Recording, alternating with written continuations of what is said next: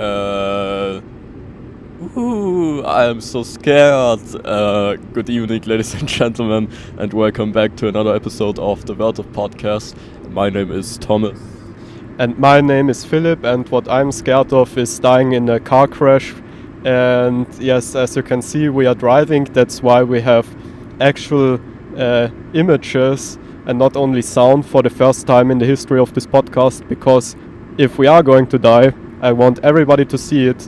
And yes, we are both big fans of Crash, David Cronenberg's Crash, and to quote Rainer Winkler aka Dragon Lord aka Drachenlord once again, ich hab so einen Prügel in der Hose, also known in English as I have a very big reaction in my or erection.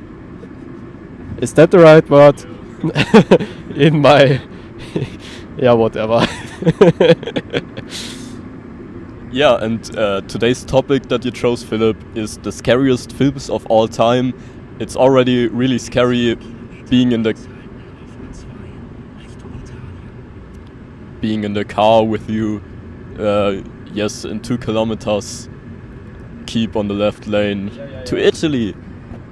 Yes, I've heard it, Tom. I've heard it. Also wanted to say I'm finished. Finished with? Just go with it. Continue. Okay, so the scariest films of all time. A very interesting topic for this special episode. Philip, what made you choose it, and what are some films that come to mind? Well, I chose it because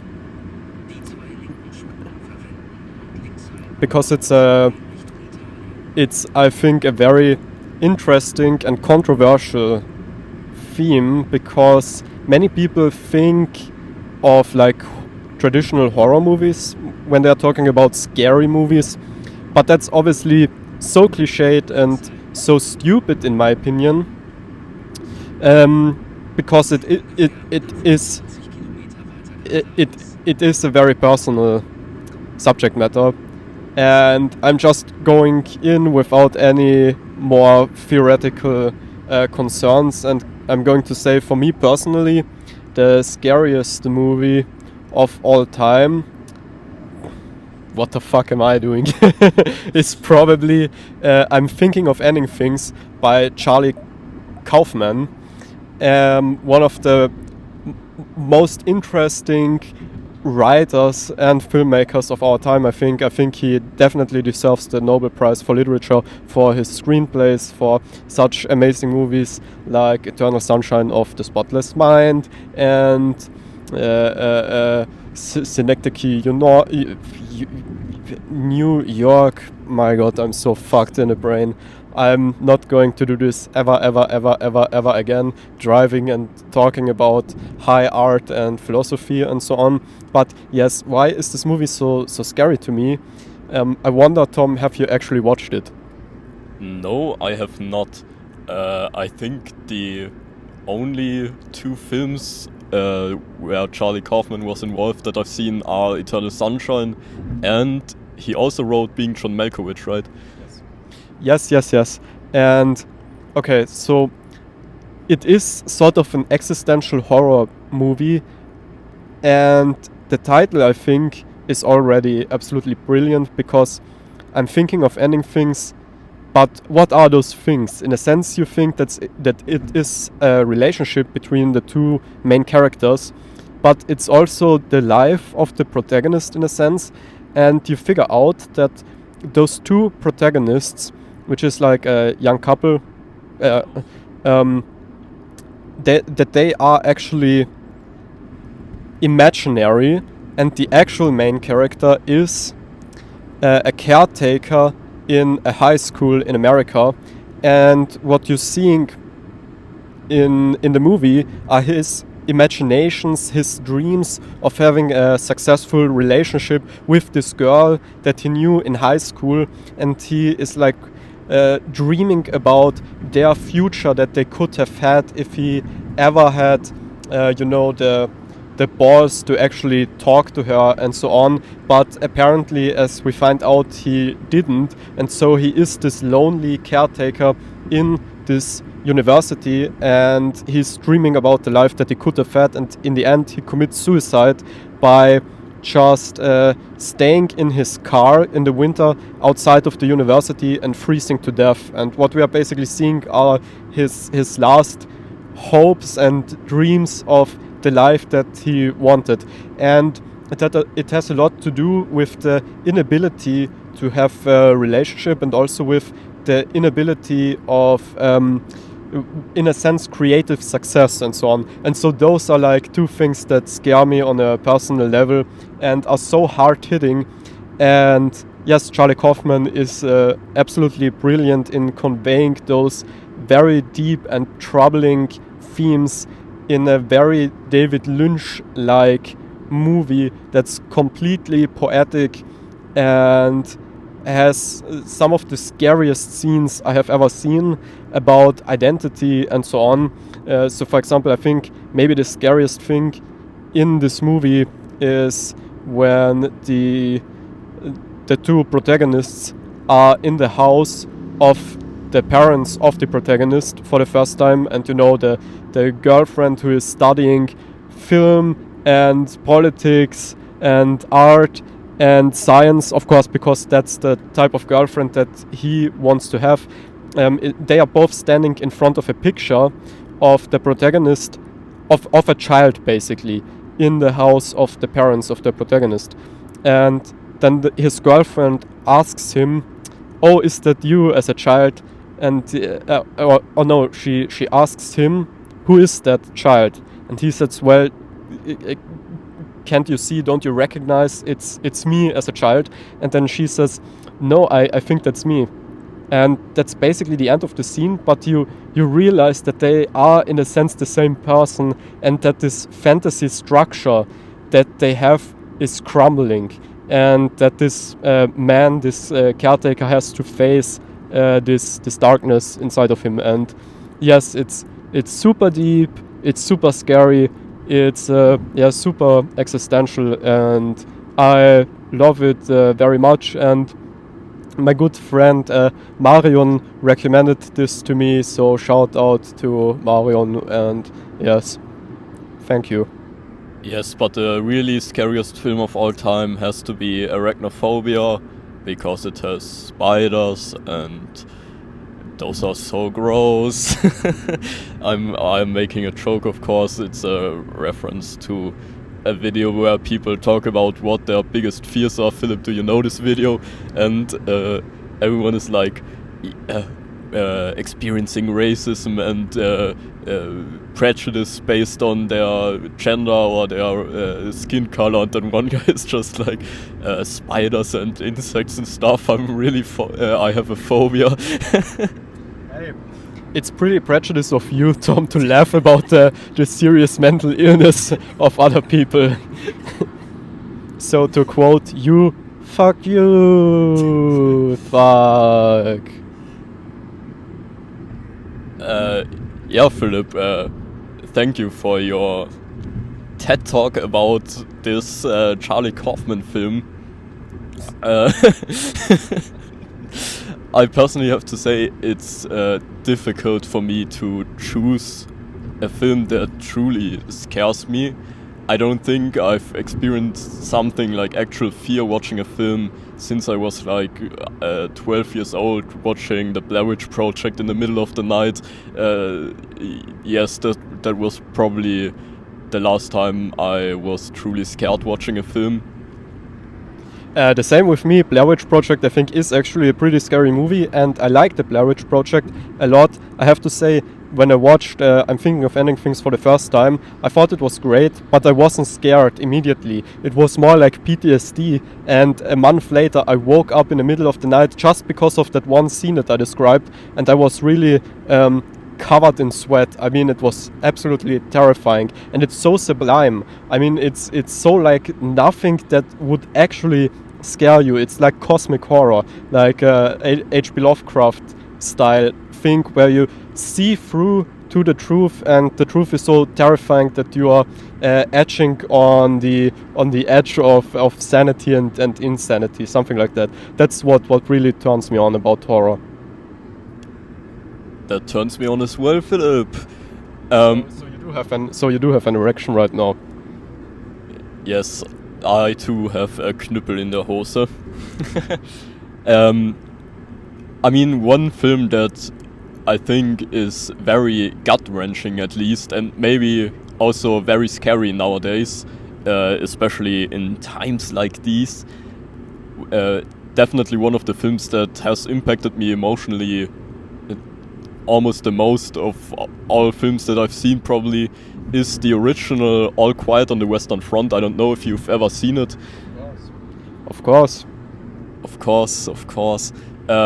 Yes, I think it's an absolute masterpiece and easily my favorite war film or anti-war film, whatever you want to call it. For those that haven't seen it, it's basically just about a bunch of German teens basically that get enlisted into World War I, and they are, in the beginning of the film, extremely enthusiastic about the war. They are happy to fight for their fatherland, and of course as the film progresses they realize the horrors of war, and in the end they all die, and we have this great haunting last shot of the graveyard with all the gravestones without names on them, and superimposed on that is a scene that we saw in the very beginning where all of our protagonists, quote unquote, march into war and take one last look back at the camera, back at us. And this is a film that's really difficult to watch probably because it's so true to life that for some reason people are always enthusiastic about war when it begins, and it seems that we never truly learn out of the history of the wars, because still nowadays you see even young people happy to fight in wars and to be in the military, and this whole culture about praising the military and calling everyone a hero who has ever been to a war, it's really quite disgusting to me. But I'm a hero, Tom, because I was in the Ukraine. Just kidding. Yes, you better be kidding. So what I wanted to say is, yes, this is a truly scary film because it's very true to life. Yes, I agree. It is a harrowing experience, I think you could say. But I think it's not as terrifying in this cosmic sense. It's very close to be, but I think that the chance that it misses is to really explore the unexplainable about this entire phenomenon, because in a sense there really are explanations to those things. For example, there is something like propaganda, there's incompetence, there is lack of education and so on. So there are all of these factors that are in a sense explaining this absurd and terrifying stuff that we are seeing all the time. And I think they should have explored a little bit more the factors that you really cannot explain. For example, people who know all of this stuff, who know how it's going to end, and to go in it anyways, and they know that they will regret it in the future, and they just continue. And it's this like utter absurdity that is far removed from any logical explanation, from any economic explanation or ideology and so on. And I think that would be really scary, to say that there's maybe something deeply wrong with maybe humanity in itself, or a large portion of humanity. And yes, there is something truly cosmically scary, I think, about that. And I think the movie doesn't really tap into it as much as it should have, but it taps into it a little bit, and those are really the truly scariest moments, I think, because if you can say, oh my god, look at this terrifying propaganda, alright, then it's clear again. The propaganda is the problem in this scene, and you have to get rid of the propaganda and so on, and then everything would be okay again to some extent.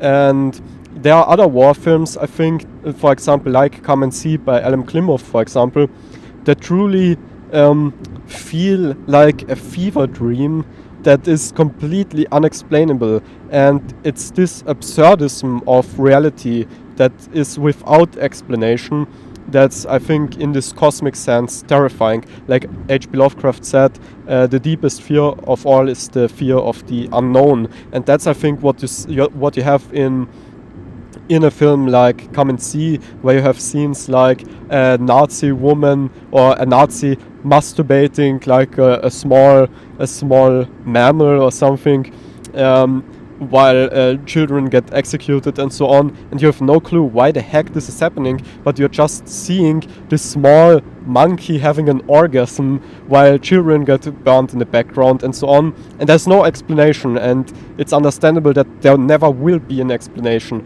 and there is no ideology behind it or anything like that. It's just a pure insanity, and that's, I think, far more scary because there's no explanation. Another movie that's great and that taps into similar themes is, of course, Threads. I don't know if you've seen this or if you've even heard of it. It's like a TV movie from the BBC, and that's about the nuclear holocaust. Yeah. It's amazing. It's like 2.5 hours only, and it spans decades. Like the story spans decades and decades and decades and follows many characters, and some of them are just killed off, and you think that they are the protagonist, and they start out to be the protagonist, and then 20 minutes later they are just gone, and you don't even know if they are dead or not. They just completely disappear, and it's really a masterpiece. I have to say, it's one of the greatest TV movies ever made, and there's a release of it by Severin Films, and yeah, you should check it out. Gaspar Noé said about it that it's so crazy that there are not more movies like that, because we really should have more movies like this. It's, according to Gaspar Noé and many other people, the greatest movie about the possibility of a nuclear holocaust ever made. And yes, it's definitely the best movie about this that I've ever seen, probably. I mean, definitely the scariest one. I mean, maybe Dr. Strangelove is objectively better as a movie, but still, this movie too is definitely a masterpiece. And yes, have you seen it? No, I have not seen it, but it is really intriguing from the sounds of it. And another nuclear catastrophe kind of film that came to mind right now is When the Wind Blows. I don't know if you've seen that one. It's this really cool animated film. It's maybe more sad and scary, but it's also kind of terrifying to think about.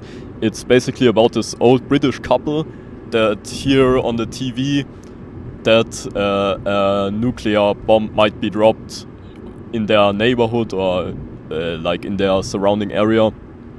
And so they do everything to their ability to prepare for that. They build like a makeshift bunker, and they basically do everything that the government says they should do.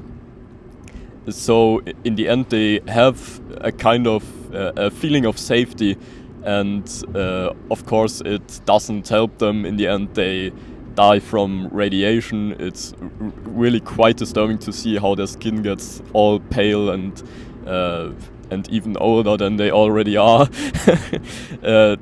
No, but this feeling about doing everything right, doing the best that you can, and this still just not being close to enough, because you just can't do anything about it. It's basically a man-made force of nature, this nuclear bomb. That is a truly scary thought. Yes, another one of the movies that I would recommend as some of the scariest I've ever seen is honestly Twin Peaks: Fire Walk with Me. I think it's the best depiction of trauma and of PTSD that comes from sexual violence, and most tragically how violence and domestic violence especially repeats itself, and how the victim becomes the new the new aggressor. And I think Twin Peaks, the entire series and the movie, is like the greatest depiction of that cycle of sexual violence that I've ever seen in art history. What do you think about it? I have to say, I have seen the film, but it was, first of all, it was years ago, and second of all, it was the first thing Twin Peaks I've ever seen, so I had no idea who any of the characters were or what's going on. Now that I've actually watched a majority of the series, at least of the first 2 seasons, maybe I should rewatch this film before I can make an opinion.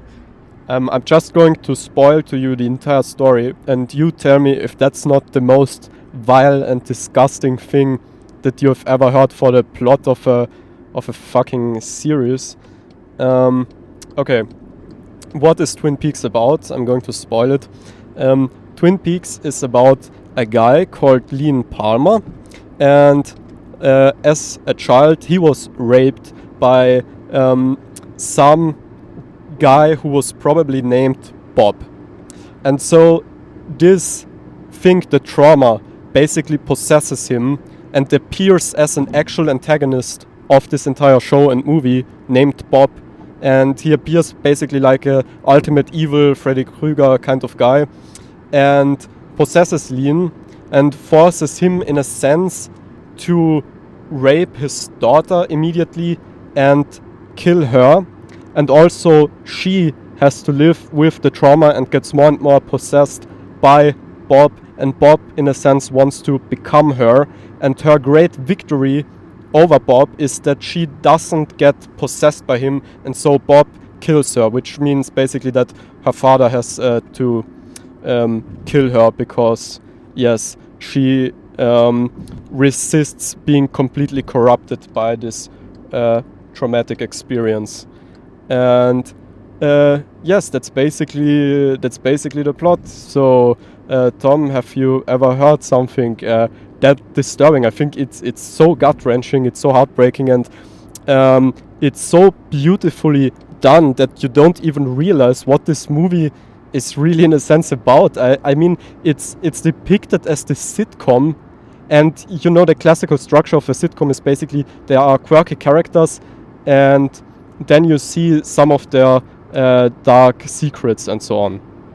And in this TV series, the secrets get like really fucking dark. And yeah, I think it's so brilliant. It's really a masterpiece. What do you think? Yeah, that all sounds really cool, really dark. I mean, this phenomenon, if I can call it that victims of abuse are more likely to abuse themselves later in life, is a really serious problem, a vicious cycle that's hard to break. And yes, absolutely, we need art to talk about that.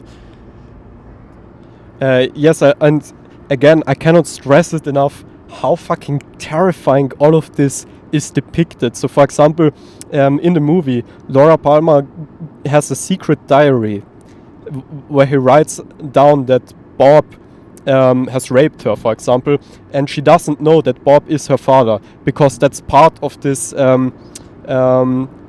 suppressed memories. And so in one scene in the movie, she goes into her room because she suspects that Bob is ripping out pages of her diary, and she sees Bob in her room and yes, basically runs away screaming. And what you have to understand is that in this moment she sees her actual dad there, and she realizes that her dad was raping her all the time, but because she cannot process it, she sees it as this mythical figure called Bob. It's so terrifying if you watch this movie again and think about the implications of all of this.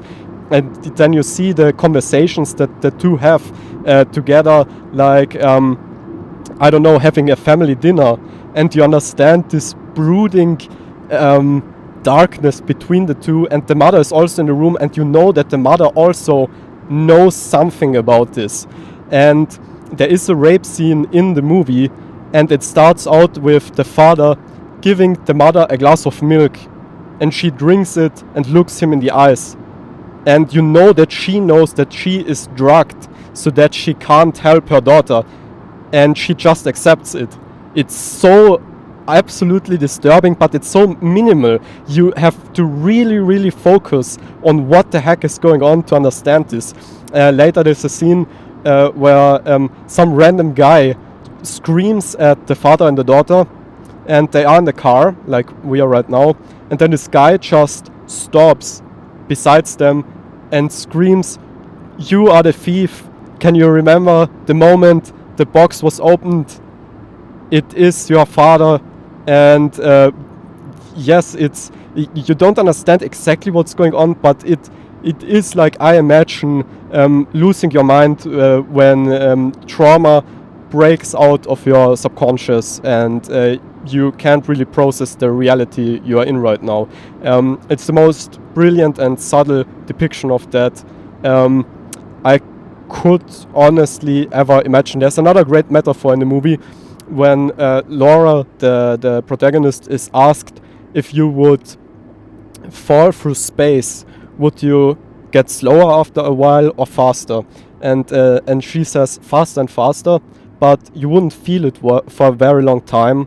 And at some point it could be, if you getting into the atmosphere or something, that you suddenly burst in flames, and that only then you actually feel that you were falling all the time. It's the best metaphor for suppressed trauma that suddenly breaks out of you, out of the subconscious, that I've ever heard. It's great poetry. It's one of the best movies ever made, I think.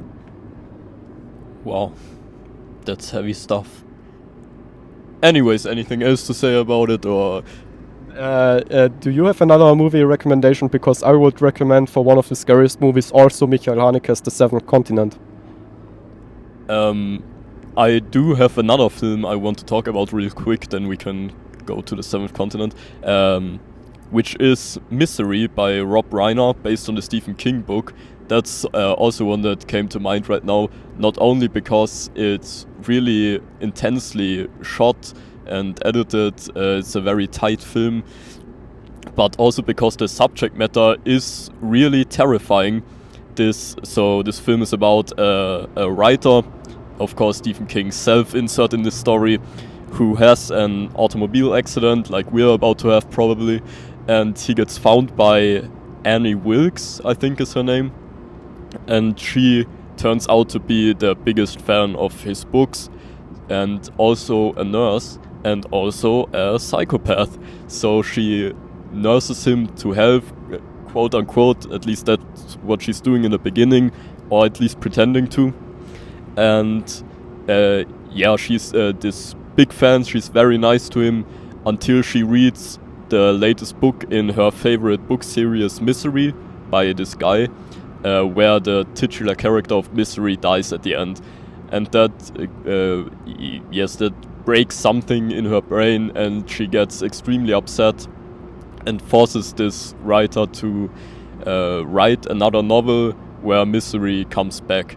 And the writer, of course, tries to break out of this situation. His legs are still not working, so it's difficult for him to escape. And what's I think it should be obvious what's scary about this film, but there are a few implications that maybe aren't as obvious, because this whole film does work very well as a metaphor for an abusive relationship, where you kind of want to get out, but at the same time the other person, the abuser, is keeping you there against your will, and this switching of her personalities between the nicest person, the biggest fan, and this psychopath that breaks his fucking legs is very much very much like what abuse victims talk about in their abusive relationships, where the person can be really nice and charming and loving, and then one moment just switches completely and becomes this violent and disturbing and scary person. Yes, I agree that it's a scary concept. Maybe I don't find it that scary because, again, there's probably like a psychological explanation for it all, and maybe you could handle this problem just with medicine that you could give Anne Wilkes. But yes, I think the book is actually probably scarier. I have heard it, I've listened to it as an audiobook, and that was also unbelievably intense sometimes. And in the book, it's pretty clearly explained that Annie Wilkes is also, in a sense, a genius. And for example, she tells the author that she is going, that he has to drink now a lemonade. And after he has drunk it, like a Coke or something, she will drive someplace and will throw it away without her fingerprints, so that people will find it and will find his fingerprints and will think that he has, I don't know, drove somewhere else, that the accident has not yet occurred. That's such a brilliant idea, and I think this also shows her complete paranoia, but it also shows that she really does understand how good investigators are and how good they are in conveying details and so on. I think yes, we are going to have to pay now some bullshit thing. Never mind. Yeah, fuck Italy. You're going to talk. Okay, yeah.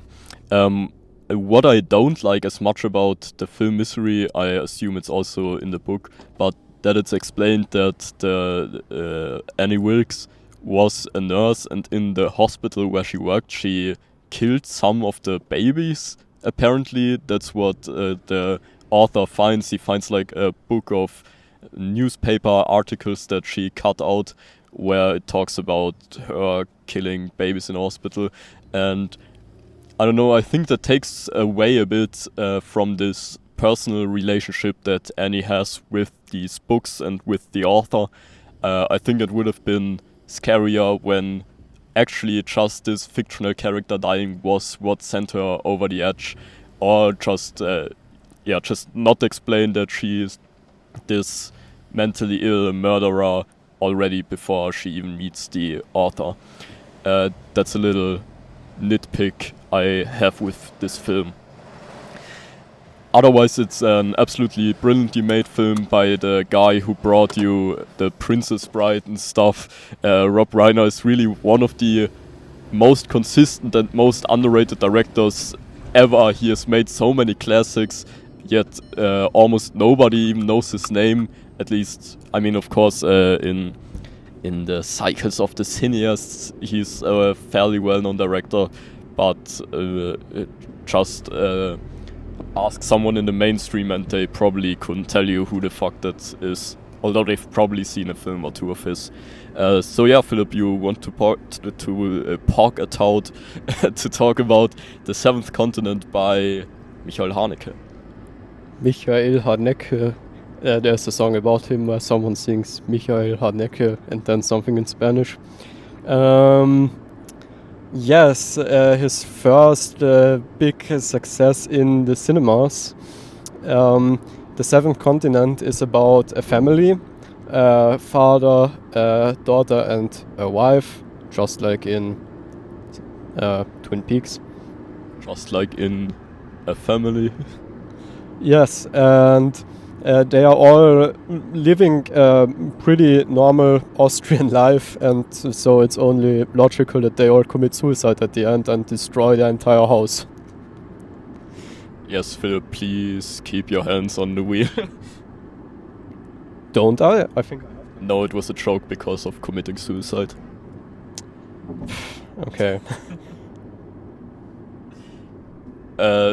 So, yeah, Philipp, do you want to expand on what exactly is so scary about this film? That Michael Haneke understands that psychological explanations take away from the terror, and there aren't any, and that makes the entire movie, everything about it, every shot, is the explanation. So when they are going shopping, that is why they commit suicide in a sense, because why else would Haneke even show it? But again, it is in a sense like in this sci-fi book where they calculate the meaning of life. Some supercomputer is like calculating what's the actual meaning of life, and the answer is 42. And of course, this answer is in a sense a non-answer. and it makes it even more complicated and absurd. And we have the terrifying version of this in Haneke's The Seventh Continent. And it's like this brooding atmosphere in this movie that something is terribly wrong about everything, but you can never really point your finger at it. And the crazy thing is about this movie that you totally understand, I think, emotionally why they are committing suicide. But you can't put it in words and you can't point your finger at it, and then you realize that they are pretty much living exactly the same life that you yourself are living. And you ask yourself, why do I understand that they are all committing suicide if they have like the same life that I have? Like, what's wrong with me then?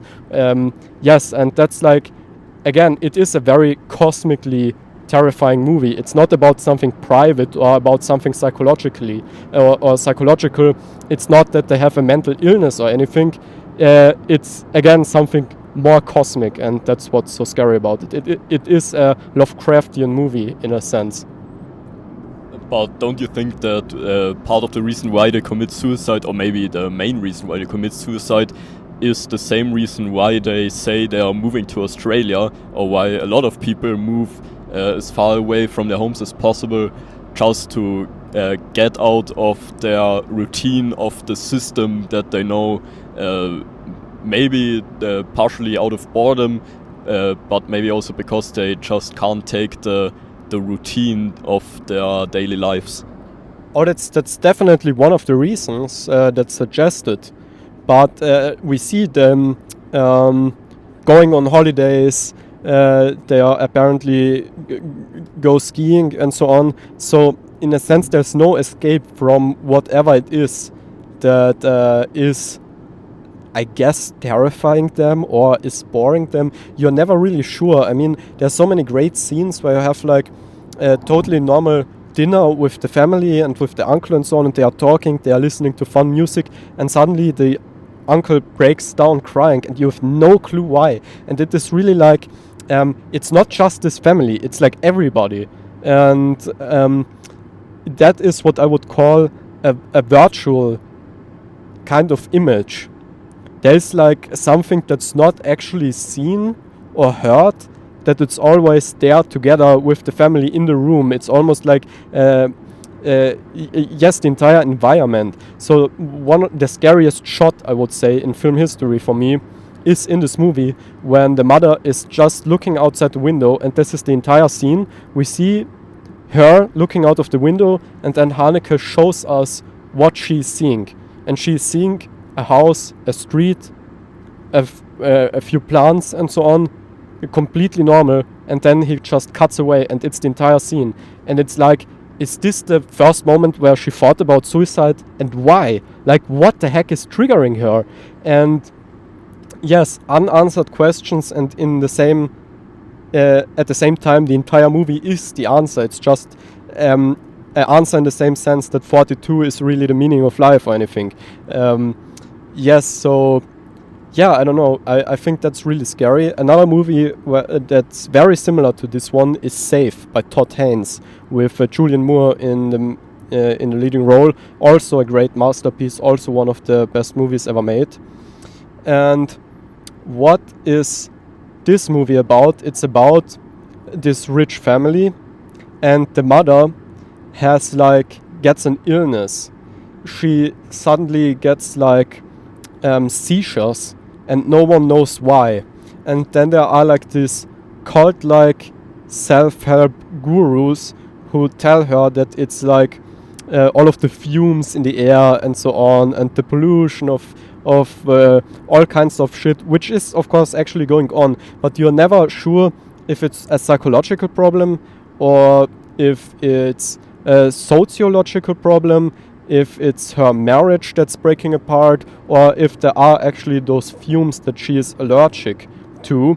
But what's terrifying about this movie is that you see these 80s luxury aesthetics, and you see like a birthday party, everybody's beautiful, the rooms look nicely lit and so on. It seems like the perfect 80s world, yes. And then suddenly she I don't know, gets attacked basically by something invisible, and no one knows actually what it is. There are all those different approaches to it to explain it, but no one can actually explain it, and it never gets revealed what the monster is, but you know that it's basically everywhere and can attack at any moment. And that's what's so terrifying about it. And it is in a sense, it is the same monster as in the Seventh Continent. The Seventh Continent and Safe have the same antagonist, and you will never figure out what it is. But it's very real, and a lot of people can understand what's going on, even though they can never put it into words. And that's what's so terrifying about both of these movies. I think they could both be in this list of most terrifying movies ever. And with that, or do you have another film to talk about? I guess I will save you all from listening to more of this podcast. And since you're so scared of unanswered... Are you scared? And since you're so scared of unanswered questions... the Riemann hypothesis. Ooh. Pi by the guy who made Requiem. Darren Aronofsky. Yes, it's also really scary, and it's only about mathematics. Or there's a short story by H.P. Lovecraft that's only about mathematics.